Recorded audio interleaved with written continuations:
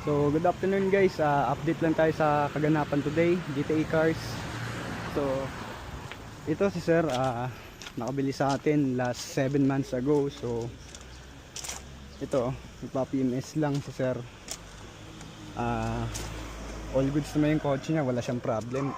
Bumabiyahe na siya kung saan saan malalayo. So dito lang siya nagtiwala sa atin ulit, kasi dito naman sa atin galing yung unit niya. So yan, gamit niya 7 months ago na simula pagbili niya. So yan, maalaga si sir sa kotse niya. So ang ganda pa rin ng kotse niya, approved. Yan po.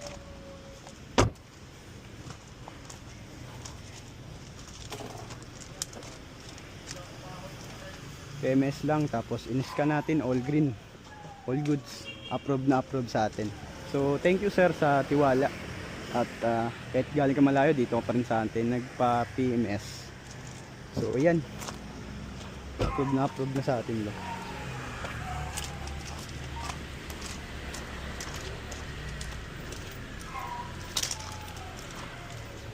Linis ng kotse ni sir, pogi pa din. Yan lang po. Thank you.